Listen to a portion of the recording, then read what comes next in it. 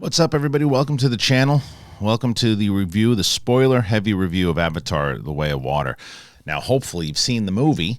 Otherwise, why the hell are you here and not in the 3D spectacle that is Avatar: The Way of Water? Going to go into full spoiler-heavy discussion review on this channel. There'll be a fuller, even longer conversation on Monday for the big thing for myself, Brett, and Kate, so you can check that out. This will be just my thoughts, and it could be 5 minutes, could be 10 minutes, hell, it could be 20. I don't know. However long it goes, it'll go. But if you're brand new to the channel and you've never been here before, we are at 61,000 subscribers on the channel. We'd really love to try to get to 70 or at least as close to it by the end of the year. How about Merry Christmas? It's a Christmas spirit. So even if I don't subscribe to channels, I don't know who you are, fuckface. So I'm not going to subscribe to you. How about you do that today for Christmas? Well, I don't celebrate Christmas. For whatever holiday you celebrate, give me a present. How about that? Anyway, all right, it's the review of Avatar: The Way of Water, the spoiler discussion. I read my non-spoiler review, and if you saw that review, I loved this movie. I thought it was incredible. I thought the experience was incredible. Just to rehash a lot of the stuff that I said, I think as a theatrical experience, it's a must. I think that's very similar to the first movie, that if you see this in the theater, you can't be disappointed in the visuals. Everybody knows that, and I think that the story delivers even more so. And the fact that I can talk about it now is the fact that Jake and Neytiri, they're living together. As we start off, I loved how we started off in the beginning to show, we're picked right up after the events of number one, and Jake and Neytiri are living together. They are, madly in love. They have children, and then they also show the other stuff that kind of fell from behind, and showing that Quaritch had a son who ultimately is Spider, and then they didn't have to touch on that, but the fact that they raised this kid and they could have just left him alone, but he couldn't travel into space, so they raised him and he learned the language and all that. And I love the line where Jake is saying, it's basically to let us know, because there's like a double-edged sword. The one part is why is everyone speaking English if they can speak Na'vi? Why are they doing that? And Jake tells us much. He goes, well, listen. They are speaking Na'vi, but to me, I know it so well now. It just sounds like English, basically telling you, so we can speak English. They're all speaking Na'vi, and you're like, oh, okay, I buy it. And I thought they did subtle things like that throughout the entire time. That even when Spider is talking to the kids, Jake's kids, he's saying bro and dude and all that, but that's their language. You don't know how they're really, you don't know what they're really saying in Na'vi. So I love that aspect of it. But I also loved, and as I said in the non-spoiler, I thought that I was going to get really tired of the relationship of something, like a repeating beat that I've seen many times over, which is, here's the young kid who he doesn't listen and he doesn't do anything. And then there's the older kid that does. And it's always the younger kid who's getting himself in trouble, and he's like kind of the outcast, and then they're going to kind of push Sully and Neytiri to the side. And they did all that, but I loved it, and it worked. They did all of that. And I was like, okay, that's where I was talking about when I did a rewatch of the first one with Winston and Coy, and I said, movies in the past have taken many, many things from other movies. Oh, that movie's kind of like that, or that movie's kind of like that. That reminds me of that. It's a matter of if it bothers you and you don't think they executed it the right way. See, I thought they executed The Last Samurai, Fern Gully, Dances with Wolves. I thought they executed in their own creative way in the first one, and I enjoyed that. But there are a lot of people who go, nah, I've seen it before, and it didn't seem anything new, and it didn't fit. And I respect that. In this one, there are repeating bits of things that I've seen, but I think that it works. And I think emotionally it hits. And I think that if I could have gotten annoyed with the kids, I didn't. And I think that the youngest son, who I really liked a lot, and I thought that what he did inside of this, Jack Champion played Spider, who I was back and forth with him, because especially after when he saves his dad, but not really his dad, with Quaritch, because the way that they injected that chip and inside of Quaritch's head, by the way, and they were like, okay, in the Avatar, and the way that they brought him back, I was like, well, that could have been lazy, but it wasn't. I believed it. I said the technology of it, and even when they first see Edie Falco, and she's like, well, we used to take months to do, we can do it in days, or whatever it was, or maybe the years, it took months, I can't remember, but either way, it's fast. And we find out it's because of the whale creatures, and just how despicable it is. They take in that one little vial of what they just discard the body, right? And that's where I didn't mind because the first movie, again, which I liked, I understand the the criticism that the message is kind of heavy-handed and beats you over the head. This one I thought, even though there's a message, obviously, it was way more kind of layered into the overall story, and it was effective, because when that whale, or I don't remember the name of the creature, you can tell me, I don't care. But the whale, and how they establish and they give you this information that they're way smarter than us, the way that their brains move in general, the relationship they have, the emotion that they have, and that scene, that devastating scene, the first one they have with Kate Winslet's character of Ronal, and they have this bonding moment, the mother whale and her, and they're talking about their children and everything too, and then that kind of sets us up for the tragedy that happens when they're getting hunted. And the idea that these whales won't fight back. They're not going to. And then you have the rogue one that does, who couples with the rogue son. But all of that and the way that laid in there is like, that kind of stuff happens with real whales and the blubber and the stuff with whether it's seals and other things. And you're just like, and elephants and things. It's just nasty, right? But you don't have to just bury your or just start thinking about the real world stuff. You just know that it exists. The same way that Star Wars, that fascist governments exist and existed, and the way that there were rebellions and things, and the way that they played it in, I thought really worked well here. And the idea of and what Jake is doing, and that he is this warrior, and he only screams a couple times. He screams a lot in the first one. He only screams a few times in this one, but he's such a great warrior, but he's just trying to protect his family.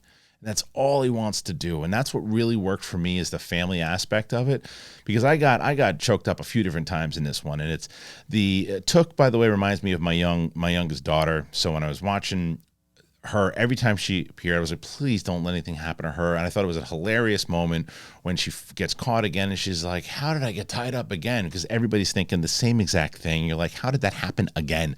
And they acknowledge it. But the Sam Worthington, Jake, and Neytiri, and the way that they just want to protect their children, and the idea that when Quaritch comes back, that he's hunting them, they're like, we got to get out of here. We got to go. We can't fight, because they're gonna keep coming for us, and it's just gonna cause tragedy, and and our kids are gonna hurt. So we got to go. So they go to the water people, and I love that scene where the chieftain's like, yeah, you're a great warrior. We know your story. Well, fine, come on in. And Kate Winslet or Ronal's like, no. These like half breeds. They're not even like, this is a bad thing. And they're not accepted right away. And the kids are fighting with the kids. And you have that whole kind of setup where, the youngest goes, Loak goes out to the water, and he's just trying. His dad tells him just apologize, and he does, and the kids mess with him, and that's when he meets the rogue whale, and it's so much. I mean, there's so much. It's so this, and like I can remember. I've only seen it once, right? But I can remember it so in detail because I was so attached to it. And speaking of attached, what Kiri does, Sigourney Weaver, who plays her daughter. From her character from the first one, plays her daughter, and the way that she played it, I believe that she was this young kid, and the idea that she can connect to the planet and speaking to the planet, and they think it's this seizure, but she's just trying to establish the power, and it's almost like this Neo type thing where it delivers at the end. And then my favorite performance in the entire movie, though, is Zoe Saldana.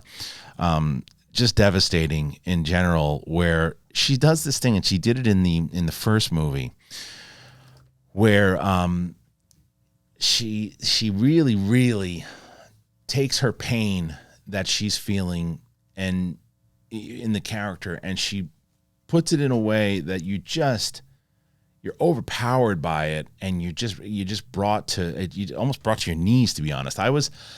I remember seeing the original one, and when she was so upset when the trees and everything were blown up in the motherland, and she lost her, I think she lost her grandmother, I believe, in the first one, or was it her dad? I can't remember. I just watched it again. I can't remember. I'm pretty sure it was her dad. It was her dad. Either way, the pain that she had, it really transferred, and that was Zoe Saldana, and she does it again in this movie, and it's when her oldest son, Netiem, when Netiem he's doing the right thing, he rescues everybody, and then they got to go back again because Loak's like, we got to go back and get Spider.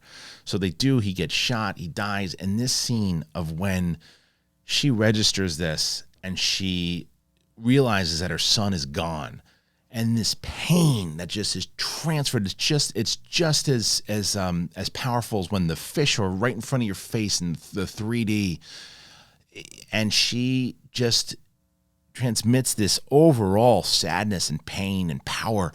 And I was like, wow. I get the Denzel tear just kind of came down, and I was like, no.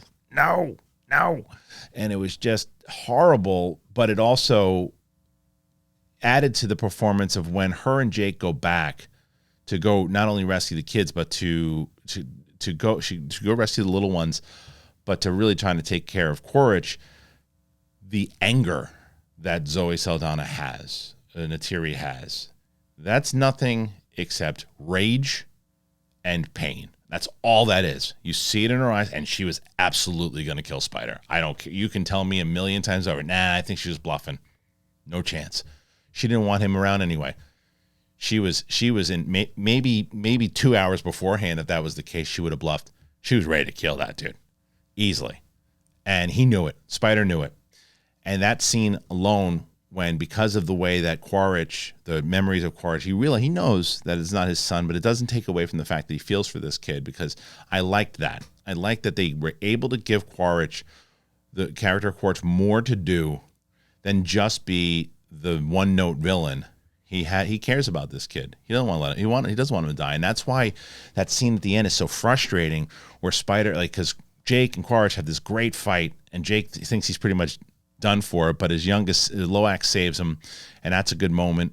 And that and again, really got me when Jake looks at Loak and he says, "I see you." Like that was fantastic. But then to have Spider save Quaritch, and you're like, no, but I get it.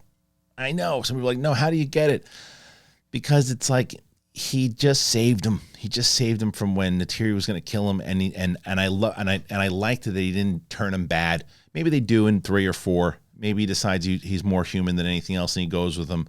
Maybe, but in this one, I like that they didn't do it. They didn't just say, "Oh yeah, he's human, so he's jumping around with them," because they could have done that, but he didn't. He stayed. He felt bad about translating. He felt bad about all this, and then when Quaritch says, "Stay with me," he hisses at him and he dives back in the water.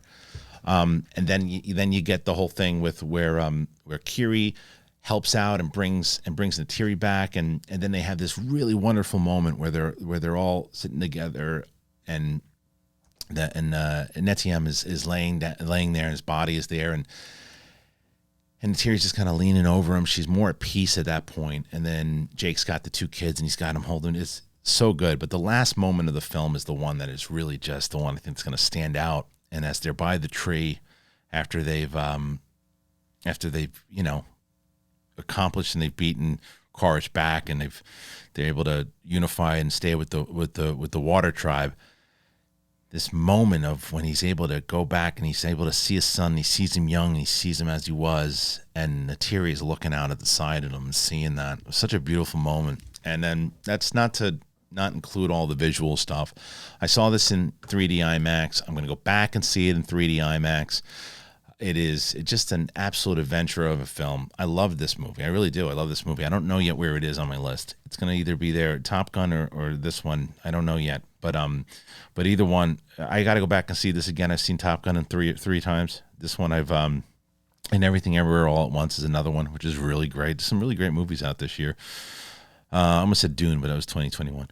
Anyway, that's the majority of it. That's the gist. What about you guys? What do you think?